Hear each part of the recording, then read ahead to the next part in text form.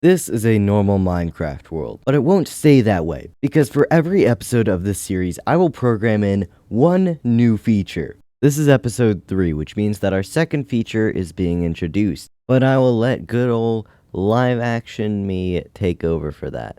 Well, thank you, voiceover me, and welcome everybody back to our ever-evolving world. We are back, and last time we made ourselves a nice-looking house. We got to the nether, and right below that little shack, we made ourselves a massive 7,000 block room, which will be used for a mob grinder, and that is something that is on the agenda for today. But before we do that, I think it's important we cook up our brand new feature for the day. If we just take ourselves one glass bottle, one diamond, and 7 feathers, not 5 feathers. Oh, we have ourselves a new potion. The potion of star feet. Now, you might be wondering what this does. It does say levitation, which it's a bit odd, isn't it? A levitation potion? Why wouldn't I just label it as a levitation potion? Well, you see, if you watched my last YouTube short, then you would know these star feet do more than levitate us. We now have a moving platform of little get it? Like they're stars. They're little stars. And they're around our feet. So I called it the Star Feet Potion. Before I run out of time on this potion, because we do only have 5 minutes, I'm going to quickly replace this roof with the polished deep slate that the rest of the room is made out of.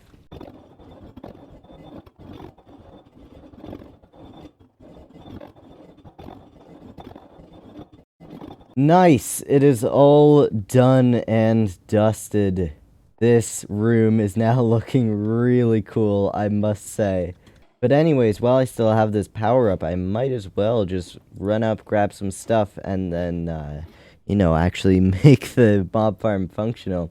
And here we go. It is all done. We have ourselves a staircase, in quotation mark, going around the whole thing. And right in the middle is this big pillar with zombies popping up right there underneath that crafting table. If we just head on down here, you will be able to see they cannot hit me, but I can hit them.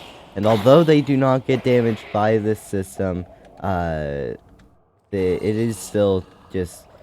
it works, and also I just find it really cool. I've never seen a spawner get done like this before, and it works pretty well. I mean, we're at level 20 already, and I have barely even done anything.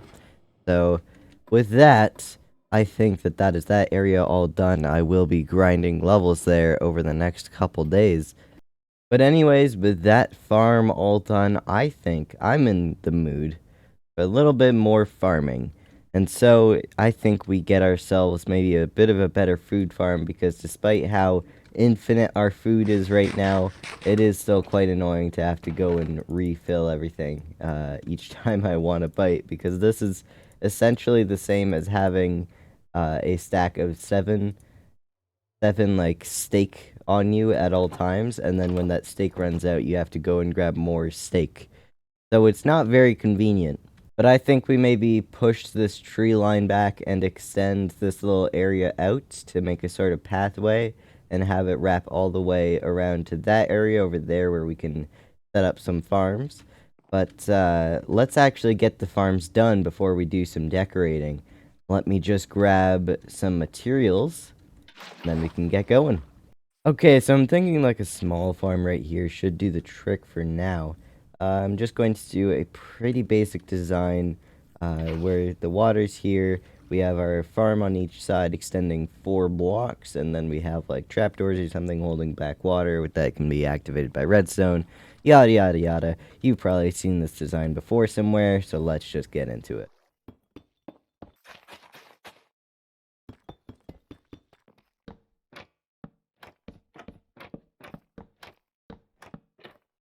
And here we go, our nice little farm all ready to work mostly properly. Everything is fine. All the systems are working. We flick the lever and then the crops get cleared out. But the only problem is that we don't have a hopper. In fact, we don't have any iron left to make a hopper. In fact, I'm using a stone shovel right now because I've run out of iron. My sword is at 2 durability. I had to make a new sword. That was the last of my iron. And guess what? We just don't have any. There's no raw iron. I have no iron left. Absolutely zero. Not a smidge. So I'm going to have to mine underneath our house here and head down into the caves. I think that this might be an iron vein. These things are pretty rare. I actually remember seeing this one before. Yeah. So this is a massive line of tuff that has a ton of iron ingrained into it. We can just sit here and mine out what should hopefully be hundreds of bits of iron. So, there's a problem. Now that I have my hundreds of bits of iron, my pickaxe is broken, and there's a cover over the entrance to the cave. I have to mine my way out through the dirt because I can't get through the stone. But while I wait for that to start growing, let's start moving all of these trees back. And I think the way that I'm going to do this is I'm going to take out all the trunks of the small trees, and then I will just burn all of the leaves and the big trees, because I do have about 20 saplings that I can start a new forest with somewhere off in that direction.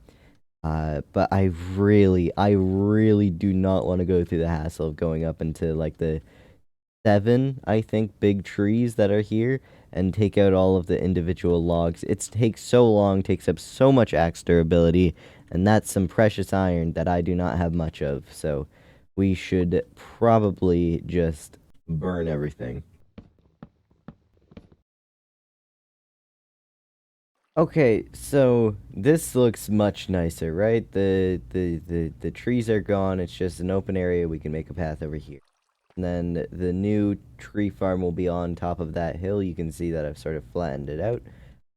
But something that I've noticed, all of like these mushrooms, they're roughly around the same size, and then directly in the middle of the island is just this like 20 block tall mushroom.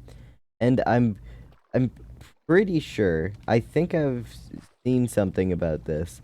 That's actually like a really rare occurrence that a mushroom is that tall, and it's like crazy rare, especially since we got it on a mushroom island directly in the center. I feel like we should build something like to do with this next episode, because like that's kind of in the center. I kind of want to leave room for that, and maybe we have like a path going up to it and then turning once it hits the mushroom, so that we can have like that be a sort of town square type area as well. Okay, so as you can see here, I've done a little bit of outlining around the tall mushroom, and I think this is going to act as a sort of town square. Maybe I can build up a little structure around here as to preserve the mushroom. But for now, I have a 21 by 21 area, a 10 block radius around the mushroom, and this is going to act as as I said, sort of a town square. I'm going to have the same block palette as all the paths, and then we can just have some offshoot paths similar to the one that we have going over to house and the nether portal and the zombie farm. And there we go, a nice little town square. It has a little border around it and everything. And I even left a little bit of mycelium for the big mushroom too. And now we have a path right up to there. And here we go, a nice path all the way up. We have our chest here. I think I'm going to make an extension to that redstone line that's up there to bring the lever to like down here or something, or maybe a button.